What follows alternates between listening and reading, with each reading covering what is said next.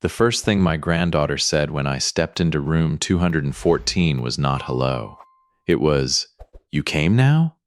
I stopped with one hand still on the doorframe. In my other hand was a small brown cafeteria bag, folded twice at the top so the chocolate pudding cup would not slide out. Maddie sat near the window in a wheelchair, a blue blanket tucked across her knees. Her hair was shorter than I remembered, and her face had the tired, guarded look of someone who had already cried too much. "Maddie," I said softly. "Sweetheart." Her mouth trembled, but her eyes stayed hard. "Don't call me that." Before I could take another step, Claire moved between us. My daughter-in-law did not raise her voice, but she did not have to. Every word landed sharp enough. "Walt, this is not a good time." I looked past her shoulder at Maddie. "I just wanted to see her for a minute." Maddie gave a small, bitter laugh. "A minute? After all this time, you have a minute?" The paper bag crinkled in my hand. "I was here last Thursday." Her face changed so fast it scared me. The anger fell away, and underneath it was something worse. "No, you weren't." I looked at Claire. She would not meet my eyes. "I came," I said. "Claire told me therapy had worn you out." I sat downstairs for almost an hour. Maddie shook her head slowly, like I had slapped her with the words. "Mom said you couldn't handle seeing me like this." The room went quiet except for the soft beeping of a monitor near the bed. I felt the old visitor badge on my coat pull against the fabric where it had folded at the edge. "That isn't true," I said. Claire turned fully toward me then, her face tight with warning. "Please don't do this to her." Maddie's eyes filled. "I waited for you, every week at first. Then I stopped asking because it hurt too much. Something inside my chest gave way." "Maddie, I never stopped coming." Claire stepped closer, blocking the doorway with her body. "Walt," she said, calm enough to sound cruel, "please don't make this worse by lying. I did not argue with Claire in front of Maddie. I had spent 72 years learning that some rooms were too fragile for raised voices, and room 214 was one of them. So I lowered the brown paper bag onto the small counter by the sink. "Chocolate pudding," I said, though Maddie would not look at it. Claire opened the door wider. "You need to leave." I looked at Maddie one last time. Her hands were gripping the blanket like she was holding herself together. "I'll be downstairs," I said. "If you want me?" She whispered something I almost missed. "I wanted you months ago." The hallway felt colder than the room. I walked past the nurse's station with my coat still buttoned and the old visitor badge bent against my chest. Nurse Angela Reed was checking a medication chart when she looked up. Her eyes moved from my face to the badge, then to the paper bag I no longer carried. "Master Dempsey?" She said. I stopped. "You've been here before," she said, not like a question. I nodded once. "Thursdays." Angela's expression changed, but only a little. Nurses learn how to keep whole storms off their faces. "Today got difficult," she said. "That girl thinks I stayed away because I couldn't stand looking at her." My voice cracked on the last word, and I hated that it did. Angela glanced toward room 214. "That's what she believes?" "That's what she was told." For a moment, she said nothing. Then her fingers rested on the edge of the chart, still and careful. "I remember you in the family waiting area," she said. "Not every detail, but I remember the bag." "The pudding," I said. She nodded. "Chocolate!" That one word hit harder than I expected. Somebody had seen me. Not enough to fix anything, maybe, but enough to prove I had not imagined all those Thursdays. Angela stepped away from the desk and lowered her voice. "I can't get in the middle of family matters," she said. "But Maddie is old enough to ask questions about her own care and visitors." I looked back down the hallway. Inside that room, my granddaughter believed a version of me I did not recognize. Angela watched me for a second, then turned toward Maddie's door. "When she says you never came," she said softly, "does she mean you never came here? Or that she never saw you?" I made it as far as the parking garage before my knees told me to sit down. The truck was on level 2, near the elevator, exactly where I always parked on Thursdays because it was closest to the rehab entrance. I climbed in, shut the door, and let the silence press against me. For 3 months, I had believed I was being careful. Now I wondered if I had only been convenient. I took out my phone with hands that did not feel steady and opened Claire's messages. The first one I found was from April 4th. Not today, Walt. Therapy wiped her out. Please don't push. I remembered that day. I had sat in the waiting area until the pudding cup sweated through the bag. April 11th said, she's sleeping. Doctor wants quiet. April 18th said, bad morning. Come another time. April 25th said, Maddie got emotional. Seeing you may set her back. I scrolled faster. Every message sounded reasonable by itself. A tired mother, a hurt daughter, a recovery that had to be protected. But lined up together, they felt like a locked door with different excuses taped to it. Then I saw one from May 9th. She asked about you today. I told her you were giving her space. Please let that stand. I read it twice, giving her space. That was not what Claire had told me. She had told me Maddie was not ready. My thumb hovered over the screen, then I called Brian. He answered on the 5th ring. Dad, this isn't a good time. Did Maddie know I came? There was a pause, just long enough to answer me. Claire handles the hospital stuff, he said. That is not what I asked. Another silence. In the background, I heard a hospital intercom call for a respiratory therapist. Brian was still upstairs, close enough to the truth to touch it and still hiding from it. I don't want to upset Maddie, he said. She already is, he exhaled. Just go home tonight. I looked at the screen after he hung up, then back at the messages. April, May, June, Thursday after Thursday after Thursday. And for the first time, I understood that the question was not why I had been kept out. The question was, who had been telling Maddie I never came in? I sat in the truck until the garage lights flickered on. For a while, I tried to make Claire's messages mean what they used to mean. A mother scared after an accident. A woman guarding her daughter from anything that might break her open again. Maybe I had been one more thing Maddie could not handle. That was the thought Claire had planted in me, and for 3 months I had watered it myself. I reached into my coat for a tissue and pulled out a folded receipt instead. The paper was soft at the edges. At the top, the hospital cafeteria logo had faded, but the date had not. April 4th, 2:37 p.m. chocolate pudding. Black coffee.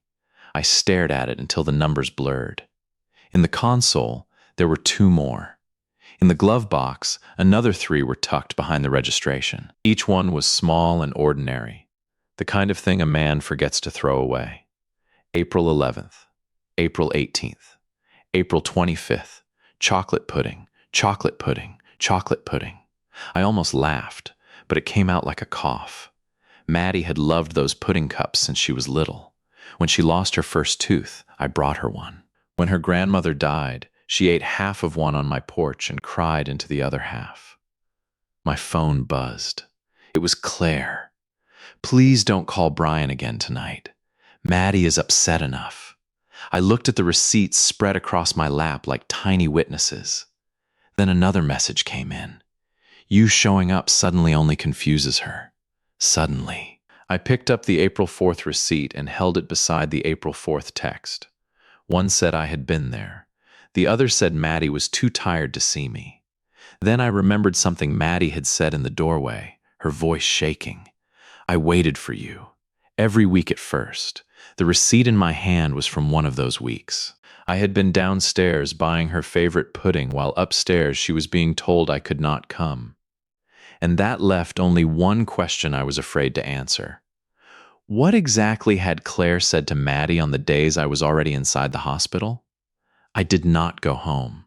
I went back through the rehab entrance with the receipts folded in my coat pocket and the visitor badge still clinging crookedly to my chest. Room 214 was closed, so I waited near the wide window at the end of the hall. 10 minutes later, Maddie came out with Claire pushing her wheelchair and a therapy band looped over one handle. Maddie saw me first. Claire's hands tightened on the grips. "I'm not here to upset anybody," I said. Maddie's eyes moved from my face to my coat. "Why do you still have that?" I looked down. The badge was bent at the corner, but my name was clear enough. Walter Dempsey. Visitor. "It's from today," Claire said quickly. Maddie kept staring at it. "No, the color is wrong." Claire went still. Maddie touched the badge with 2 fingers. "They change colors every week. Green was last month. For the first time all day, I saw something besides hurt in her face. Doubt. I swallowed. I forgot it was there." Claire stepped around the wheelchair. "Maddie, he could have gotten that from any visit. It doesn't prove what he's trying to make you think." "I'm not trying to make her think anything," I said. Claire's eyes flashed. "Then why are you standing in the hallway with old badges on your coat?" A passing orderly glanced over, then kept walking. Maddie looked smaller in the chair, but her voice came out steady. "Grandpa, when was it from?" I peeled the badge off slowly and turned it in my hand. The printed date had smudged where my coat folded, but not completely. The month was still there. May. Maddie's lips parted. Claire reached for it. "Let me see." Maddie pulled the badge toward herself before Claire could take it. "May?" she whispered. I nodded. Her eyes lifted to mine, searching now instead of accusing. "That was when Mom said you stopped asking about me." Claire's face hardened. "That is not what I said." Maddie did not look at her. She looked at the old badge in her hand like it had started breathing. "If this was from May," she said, "how many times did you come?" Claire said Maddie needed rest, but Maddie did not move. She held the old badge in both hands, staring at the faded month like it had opened a door she was afraid to walk through. "Dad," she said. Brian was standing 10 feet away near the nurse's station, a paper cup of coffee untouched in his hand. He looked up too quickly. Maddie turned her wheelchair toward him. "Did Grandpa come here in May?" Claire's voice cut in. "Maddie, this is not something we need to handle in the hallway," I asked Dad. Brian's mouth opened, then closed. That was all it took. Not an answer. Not even a word. Just the way his eyes slid from Maddie to Claire, then down to the floor. Maddie's fingers tightened around the badge. "Did he come?" she asked again. Brian rubbed the back of his neck. "Your mom was trying to keep things calm." The air seemed to leave Maddie's body. "That's not what I asked. I wanted to step in, but I stayed still." For once, this was not my question to carry. Claire moved beside Brian. "You had bad days. You don't remember how bad they were." "I remember asking for him," Maddie said. Brian flinched. There it was, small but real. A crack in the wall he had been hiding behind. Maddie saw it too. "You knew I asked?" Brian stared at the coffee cup as if it might save him. Claire whispered, "Brian!" He finally looked at Maddie, and his face folded with something that looked too late to be fear and too weak to be courage. "I knew you missed him," he said. Maddie's eyes filled, but she did not cry. "And when Mom said he wasn't coming?" Brian did not answer. Claire put a hand on Maddie's wheelchair. Maddie moved the wheel just enough to roll out from under her touch. That quiet movement hurt more than shouting would have. Maddie looked from her father to me, then back to the badge in her lap. All the anger had changed shape now. It was no longer pointed only at me. "Dad," she said, voice barely above a whisper, "you knew something, didn't you?" Maddie asked for 5 minutes alone with her mother. Claire looked relieved until Maddie added, "And I want Grandpa to stay where I can see him." So I stood outside room 214 with the door open halfway, close enough to hear only the rise and fall of voices, not every word. Then Maddie said one thing clearly. "Did he ever send me anything?" The hallway went still. Claire answered too softly for me to catch it, but Maddie's voice sharpened. "Mom, did he?" A drawer opened inside the room. Then another. Claire said, "This is not the time." Maddie said. Then why are you scared of the question? A minute later, Nurse Angela came down the hall and stopped beside me. She did not ask what was happening, but her eyes moved toward the room. Maddie's wheelchair rolled back into view. On her lap was a small stack of envelopes tied with a rubber band. I knew them before I could breathe. The top one had my handwriting across the front, for Maddie, when she has a hard day. Claire stood behind her, pale and tight-lipped. I was going to give them to you when you were stronger. Maddie did not look at her. She slid one finger under the flap of the first envelope and opened it carefully, like it might hurt her if she moved too fast. Her lips moved as she read. Then she looked at me. You wrote these? Every week I wasn't allowed in. Her eyes dropped back to the card. She read aloud, her voice breaking only once. Still here. Still proud. Thursday number 7. Claire closed her eyes. Brian came around the corner and stopped dead when he saw the envelopes. His face told me he had not known about all of them. Or maybe he had known enough. Maddie held the card against her chest. All those weeks, she whispered. I thought you didn't even send a message. I had no answer that would not make the room hurt worse. Nurse Angela stepped closer, careful and calm. Maddie, would you like me to call the patient advocate? Claire's head snapped up. That isn't necessary. Maddie looked at the cards in her lap, then at the old visitor badge beside them. Yes, she said. It is. Nurse Angela did not call anyone from the hallway. She asked Maddie first. Do you want your mother here when we talk about this? Maddie looked at Claire, then at the cards in her lap. Yes, I want her to hear what I'm asking.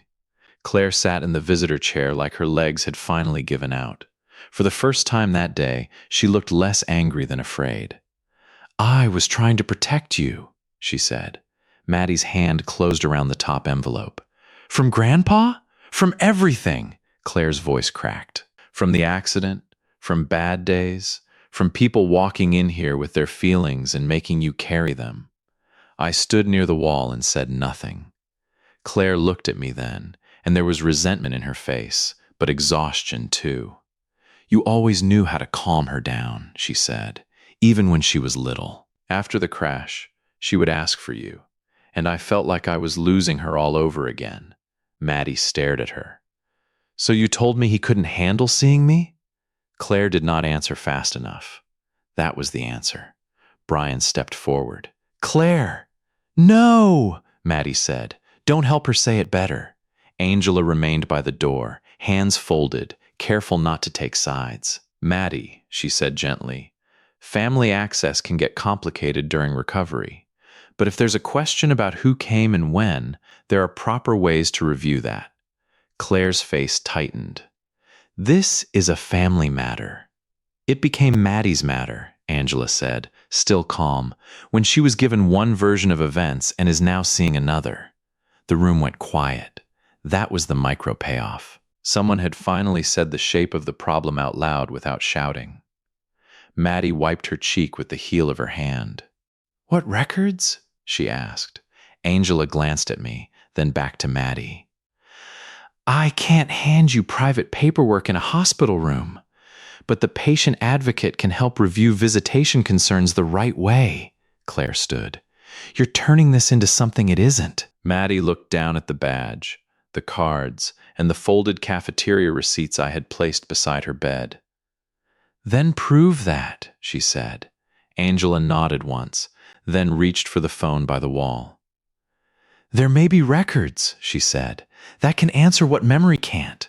The patient advocate could not come right away. That delay should have calmed the room, but it did the opposite. It gave every person in it too much time to think. Maddie kept the cards in her lap and the old badge tucked beneath her thumb. Claire sat by the window, staring at the floor like she was trying to hold her whole story together by force. Nurse Angela returned with a slim folder against her chest. I can't review the full visitor log without the advocate present, she said. But I checked what I'm allowed to check from my own shift notes. Claire looked up. Angela, please. Angela did not move toward her. She moved toward Maddie. These are not medical details, she said. There's staff notes about family presence in the waiting area. Maddie's voice was small. Was he there? Angela opened the folder just enough to read. May 2nd, grandfather waiting in family area. Mother declined visit after therapy. My breath stopped. Angela turned one page. May 9th, grandfather brought cafeteria bag. Mother requested no visitors. Maddie pressed the cards harder against her lap. Claire stood, then sat back down. Angela closed the folder before anyone could ask for more. That's what I can say right now, she said. The official visitor record needs to be reviewed properly. The room stayed silent. But something had shifted. Until that moment, Claire could still make it sound like memory against memory. My word against hers. Hurt feelings after a terrible accident. Now there was ink. Maddie looked at her mother. You said he stopped asking. Claire's lips parted, but no answer came. Brian leaned against the wall as if he needed it to stay upright. I wanted to feel relief, but watching Maddie absorb it was like watching someone get hurt twice. First by the lie, then by the proof that it had been a lie. Maddie turned to Angela. How many Thursdays? Angela's face softened. Enough, she said, that we should review it the right way. Maddie looked at the badge, then at the unopened cards, then at me. For the first time since I walked into room 214, she did not look like she was asking whether I loved her. She looked like she was asking who had kept her from knowing it. The patient advocate arrived 20 minutes later with a yellow legal pad and a voice soft enough to keep everyone seated. Her name tag said hospital social work, but she introduced herself only as someone there to help Maddie ask questions safely. Maddie asked to meet in the small family conference room down the hall. Claire objected at first. Then Maddie looked at her and said, I need to hear this somewhere. You can't stand between us. Nobody argued after that. I carried what I had in my coat pockets. The old badge, the folded receipts, and my phone with Claire's messages still open. Maddie carried the cards herself. In the conference room, Angela sat near the door, not beside me and not beside Claire. That mattered more than she probably knew. The patient advocate placed a clean sheet of paper in front of Maddie. We're not here to punish anyone, she said. We're here to understand what happened. Claire folded her arms. He's making this sound planned. Maddie looked at the cards. Then help me understand why I never got these. Claire's face tightened, but she did not answer. The advocate turned to me. Master Dempsey, can you show what you brought? I laid the badge on the table first, then the receipts, one by one. April 4th, April 11th, April 18th, April 25th, chocolate pudding printed on every faded slip. Maddie touched one receipt with the tip of her finger. You remembered, she said. I never forgot. Then I opened my phone and slid it across the table. Claire's messages sat there in neat gray bubbles, each one asking me not to come in, not to push, not to upset Maddie. Brian read over Maddie's shoulder and went pale. Angela added only one sentence. My shift notes support that, mister. Dempsey was present in the family area on more than one of those dates. The room went quiet around that word. Present, not absent, not avoiding. Present. The advocate reached into her folder and pulled out a stapled summary. Maddie saw it and stopped breathing for a second. Claire's chair scraped back half an inch. The advocate placed the papers in the center of the table, one hand resting on top until everyone looked at her. This, she said, is the official record of who signed in. The patient advocate lifted her hand from the stapled pages. No one reached for them at first. Then Maddie did. Her fingers were careful, almost gentle, as if the paper itself might break. She pulled the visitor log summary closer and looked at the first line. April 4th, she read. Her voice caught. I could see my own name upside down across the table. Walter Dempsey, 2:14 p.m. visitor. Maddie swallowed and read the next line. April 11th, nobody moved. April 18th, Claire closed her eyes. April 25th. Brian put one hand over his mouth and stared at the table. Maddie stopped reading and looked at me. The anger she had carried in her face all day was gone now, and what replaced it was worse. Grief. "You were here," she said. I nodded, but my throat would not open. She looked back at the paper. May 2nd, May 9th, May 16th. Each date landed like a small bell in that little conference room. Nurse Angela sat still by the door, letting the record speak for itself. The patient advocate said quietly, "The log shows Mr. Dempsey signed in on these Thursdays. The notes indicate some visits did not continue into the room." Maddie touched the old badge lying beside the receipts. "Mom told me you stopped coming because seeing me like this was too hard. I looked at Claire then, but only for a second. This was not mine to turn into a fight." "Maddie," I said, "I was scared. Every time I saw that hospital sign, I was scared. But I was never scared of you." Her face folded. I slid the wooden bird from my coat pocket and placed it on the table, though I did not push it toward her. "I brought this the day Claire said you had a hard morning. I thought maybe when you were ready, you could keep it by the window." Maddie stared at the little carved bird. "You made me a bird? You always liked the ones on the porch." She pressed her lips together, fighting tears she had earned the right to shed. Then she picked up the visitor log again and turned it toward Claire and Brian. "He came every week," she said. Claire's eyes filled. "I was trying to protect you." Maddie shook her head. "No, you let me think he couldn't look at me." Claire started to answer, but Maddie held up one hand. "Being scared doesn't give you the right to decide who loves me." That sentence changed the room. Not loudly, not dramatically, but completely. Then Maddie turned to Brian. He was already crying. She did not soften the question. "Dad," she said, "did you know he came?" Brian looked at me, then at his daughter, and for once, there was nowhere left for his silence to hide. Brian did not look away this time. "Yes," he said, and the words seemed to take everything out of him. "I knew he came. Not every date, not every time, but I knew enough." Maddie held the visitor log against her lap. "Why didn't you tell me?" Brian wiped his face with both hands. "Because I kept telling myself peace was better than another fight. I thought if I stayed quiet, I wasn't choosing sides." He looked at me then. "But I was. I just didn't want to admit it." Claire cried quietly, one hand pressed to her mouth. She tried to speak twice before the words came. "I thought I was keeping you safe," she told Maddie.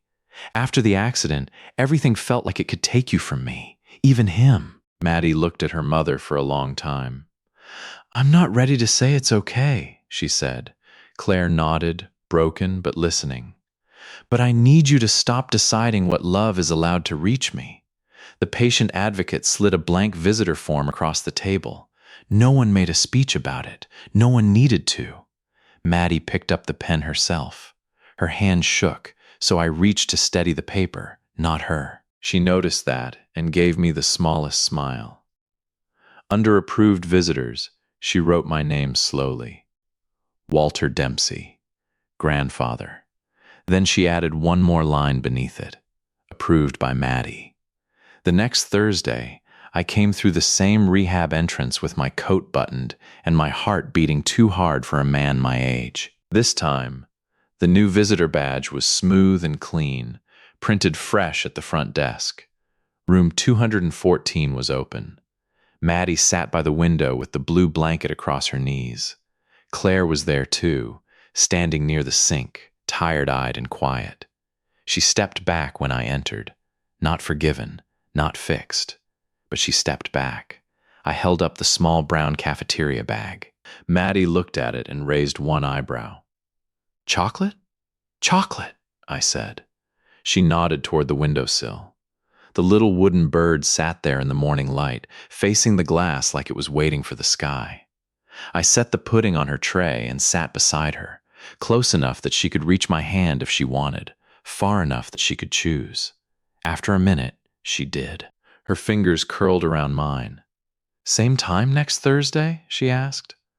I looked at the new badge on my coat, then at the old wooden bird by the window. "Every Thursday," I said, and for the first time in months, the door stayed open.